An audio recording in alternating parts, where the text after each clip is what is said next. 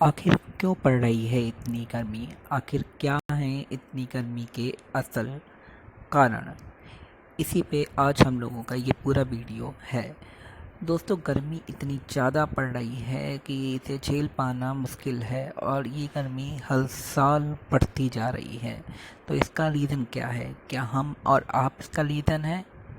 तो इसका जवाब है नहीं। इसका रीज़न है प्रदूषण, फैक्ट्रीज़, जो कंस्ट्रक्शन होता है, मतलब जो इमारतें बनती हैं, उनसे फैला प्रदूषण, गाड़ियों, रेलगाड़ियों और रोड पे लगातार बढ़ते वाहनों के कारण गर्मी इतनी बढ़ रही है।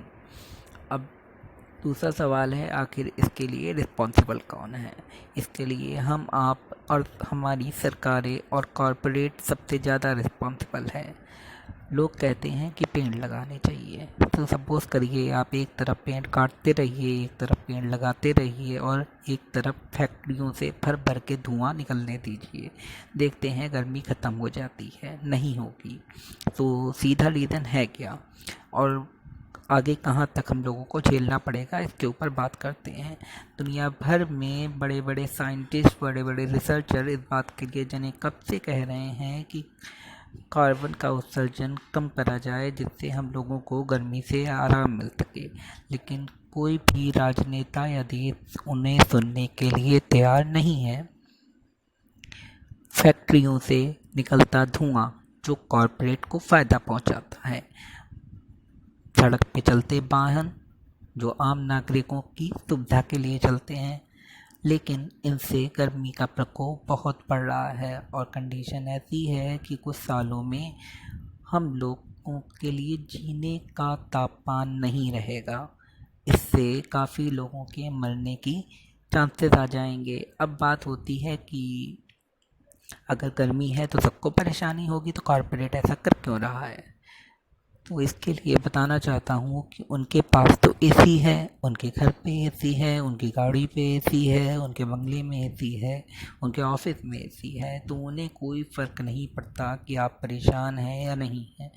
अब आप पूछेंगे इसका इलाज क्या है, कि अगर हर साल गर्मी बढ़ती है सही इसी तरीके से, तो हम लोग जी ही नहीं पाएंगे, जिंदा नहीं रह पाएंगे। जिनके पास एसी है वो तो झेल जाएंगे, लेकिन इतनी गर्मी बढ़ जाएगी कि एसी भी किसी काम की नहीं रहेगी। तो इसका इलाज है कार्बन उत्सर्जन में कमी। दुनिया के 30 सबसे प्रदूषित शहरों में अगर 20 भारत के हैं, तो हमारे लिए ये चिंता की बात है। प्रदूषण सर्वप्रथम कम करा जाए और वाहनों की जगह इलेक्ट्रिक वाहनों को सब्सिडी दी जाए, जिससे लोग इलेक्ट्रिक वाहन यूज़ करें, उनका प्रयोग करें। अगर आपको लगता है इलेक्ट्रिक वाहन ज़्यादा उपयोगी नहीं है, तो आप गलत हैं। हमारी सरकारें अगर इन पे सब्सिडी दें और लोग यूज़ करें, तो ये काफ़ी उपयोगी और कम खर्चीले हैं। और फैक्ट्रियों के धुआं बंद हो जाए, जिससे प्रदूषण, पानी में गंदगी और बाकी चीज़ें कम हो सकती हैं। बात करते हैं प्रदूषणों के प्रकार। प्रदूषण अलग अलग तरीके के होते हैं। एयर पोल्यूशन, वाटर मीन्स पानी वाला पोल्यूशन, हवा का पोल्यूशन, ध्वनि प्रदूषण, अलग अलग प्रकार के।